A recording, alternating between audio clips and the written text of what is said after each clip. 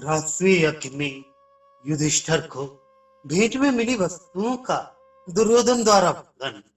दुर्योधन बोला, अनग राजाओं द्वारा युधिष्ठिर के यज्ञ के लिए दिए हुए जिस महान धन का संग्रह वहां हुआ था वह अनेक प्रकार का था। मैं उसका वर्णन करता हूँ, सुनिए। मेरु और मंदराचल के बीच में प्रवाहित होने वाली शैलोदा नदी के दोनों तटों पर छिद्रों में वायु के भर जाने से वेणु की तरह बजने वाले बांसों की रमणीय छाया में जो लोग बैठते और विश्राम करते हैं वे खस, एकासन, अहर, उर्धर, दीर्घ वेणु, पार, पुलिन, तंगड़ और पार तंगड़ आदि नरेश भेंट में देने के लिए पिपीलिकाओं अर्थात चींटियों द्वारा निकाले हुए पिपीलिक नाम वाले स्वर्ण के ढेर उठा लाए थे। उसका माप द्रोण से किया जाता था।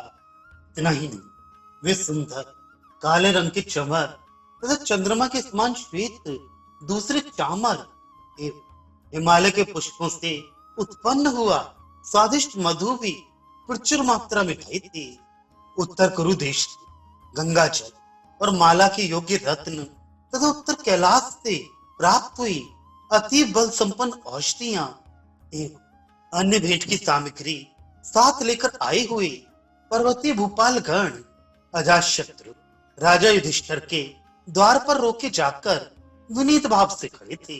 पिताजी, मैंने देखा कि जो राजा हिमालय के परार्ध भाग में निवास करते हैं, जो उदयगिरी के निवासी हैं, जो समुद्र तटवर्ती कारुष देश में रहते हैं तथा जो लोहित पर्वत के दोनों ओर वास करते हैं, फल और मूल ही जिनका भोजन है, वे चरम वस्त्रधार क्रूरता पूर्वक शस्त्र चलाने वाले और क्रूर कर्मा किरात नरेश भी वहां भेंट लेकर आए थे।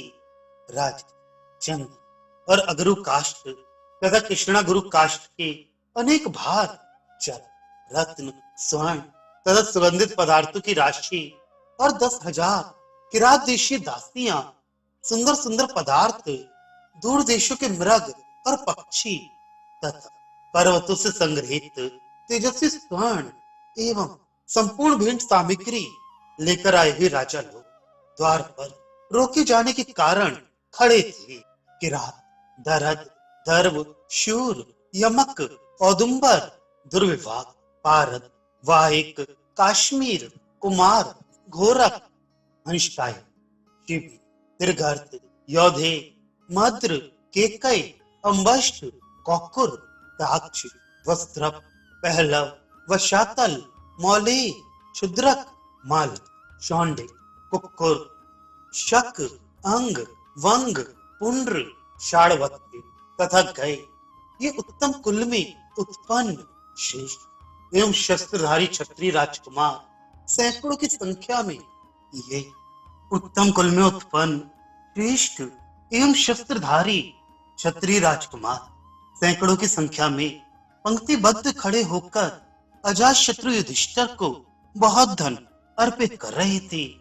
भारत, वंग, कलिंग, मगध, ताम्रलिप्त, पुंडरक, दौवालिक, सागरक, पत्रोण, शैशव तथा कर्ण प्रवारण आदि बहुत से क्षत्रिय नरेश वहां दरवाजे पर खड़े थे तथा राज्याज्ञा से द्वारपाल गण उन सबको यह संदेश देते थे तथा राज्याज्ञा से द्वारपाल गण उन सबको यह संदेश देते थे कि आप लोग अपने लिए समय निश्चित कर लें, फिर उत्तम भेंट सामग्री अर्पित करें। इसके बाद आप लोगों को भीतर जाने का मार्ग मिल सकेगा। तदनंतर एक एक क्षमाशील और कुलीन राजा ने कामिक सरोवर के निकट उत्पन्न हुए 1,000 हाथियों की भेंट देकर द्वार के भीतर प्रवेश किया। उन हाथियों के दांत हलदंड के समान लंबे थे। उनको बांधने की रस्सी सोने की बनी हुई थी। उन हाथियों का रंग कमल के समान सफेद था। उनकी पीठ पर झूल पड़ा हुआ था। वे देखने में पर्वताकार और उन्मत्त प्रतीत होते थे। ये तथा और भी बहुत से भूपालगण अनेक दिशाओं से भेंट लेकर आए थे। दूसरे दूसरे महामना नरेशों ने भी वहां रत्नों की भेंट अर्पित की थी। इंद्र के अनुगामी गंधर्वराज चित्ररथ ने 400 दिव्य अश्व दिए, जो वायु के समान वेगशाली थे। ये तथा और भी बहुत से भूपालगण अनेक दिशाओं से भेंट लेकर आए थे। दूसरे दूसरे महामना नरेशों ने भी वहां रत्नों की भेंट अर्पित की थी। इंद्र के अनुगामी गंधर्वराज चित्ररथ ने 400 दिव्य अश्व दिए, जो वायु के समान वेगशाली थे। तुम्बरु नामक गंधर्वराज ने प्रसन्नता पूर्वक 100 घोड़े भेंट किए, जो आम के पत्ते के समान हरे रंग वाले तथा स्वर्ण की मालाओं से विभूषित थे। महाराज शुकर देश के पुण्यात्मा राजा ने कई सौ गजरत्न भेंट किए। मत्स्य देश के राजा विराट ने स्वर्ण मालाओं से विभूषित 2000 मतवाले हाथी उपहार के रूप में दिए। राजा वसुदान ने पांशु देश से 26 हाथी वेग और शक्ति से संपन्न 2000 स्वर्णमाला भूषित जवान घोड़े और सब प्रकार की दूसरी भेंट सामग्री भी पांडवों को समर्पित की। राजा द्रुपद ने 14,000 दासियां, 10,000 सपत्नीक दास, हाथी जुते हुए 26 रथ तथा अपना संपूर्ण राज्य कुंती पुत्रों को यज्ञ के लिए समर्पित किया था। वृषणिकुल भूषण वसुदेव नंदन श्री कृष्ण ने भी अर्जुन का आदर करते हुए 14,000 उत्तम हाथी दिए। श्री कृष्ण अर्जुन के आत्मा ही और अर्जुन श्री कृष्ण के आत्मा ही। अर्जुन श्री कृष्ण से जो कह देंगे वह सब वे निसंदेह पूर्ण कर देंगे। श्री कृष्ण अर्जुन के लिए परम धाम को भी त्याग सकते हैं। इसी प्रकार अर्जुन भी श्री कृष्ण के लिए अपने प्राणों तक का त्याग कर सकते हैं। मलय तथा दुर्दुर पर्वत से वहां के राजा लोग सोने के घड़ों में रखे हुए सुगंधित चंदन रस तथा चंदन एवं अगरों के ढेर भेंट के लिए लेकर आए थे। चोल और पांड्य देशों के नरेश चमकीले मणि रत्न, स्वर्ण तथा महीन वस्त्र लेकर उपस्थित हुए थे, परंतु उन्हें भी भीतर जाने के लिए रास्ता नहीं मिला।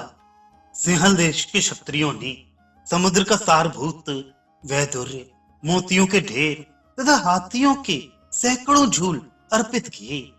वे सिंहल देशीय वीर मणियुक्त वस्त्रों से अपने शरीरों को ढके हुए थे।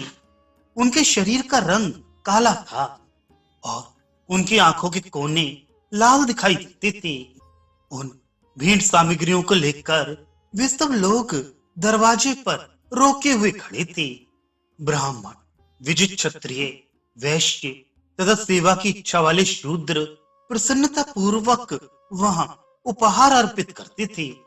सभी मिलेच्छ तथा आदि, मध्य और अंत में उत्पन्न सभी वर्ण के लोग विशेष प्रेम और आदर के साथ युधिष्ठिर के पास भेंट लेकर आए थे।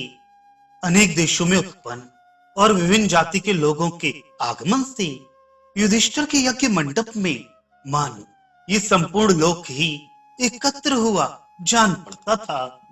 मेरे शत्रुओं के घर में राजाओं द्वारा लाए हुए बहुत से छोटे बड़े उपहारों को देखकर दुख से मुझे मरने की इच्छा होती थी। राजन, पांडवों के वहां जिन लोगों का भरण पोषण होता है उनकी संख्या मैं आपको बता रहा हूं। राजा युधिष्ठिर उन सबके लिए कच्चे पक्के भोजन की व्यवस्था करते हैं।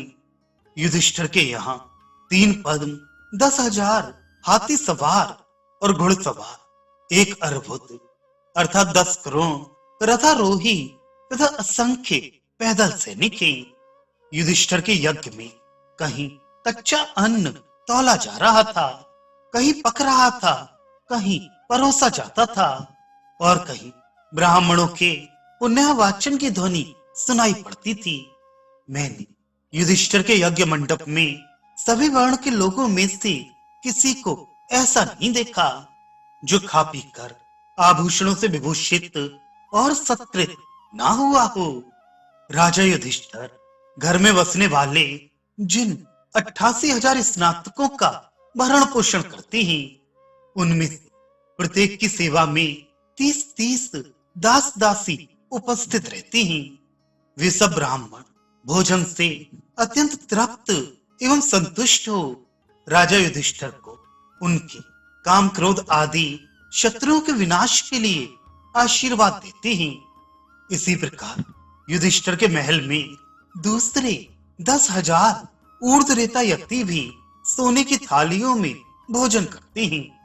राजन, उस यज्ञ में द्रौपदी प्रतिदिन स्वयं पहले भोजन ना करके इस बात की देखभाल करती थी कि कुबड़े और बौने से लेकर सब मनुष्यों में किसने खाया है और किसने अभी तक भोजन नहीं किया है। भारत कुंती नंदन युधिष्ठिर को दो ही कुल के लोग कर नहीं देते थे। संबंध के कारण पांचाल और मित्रता के कारण अंधक एवं वृष्णि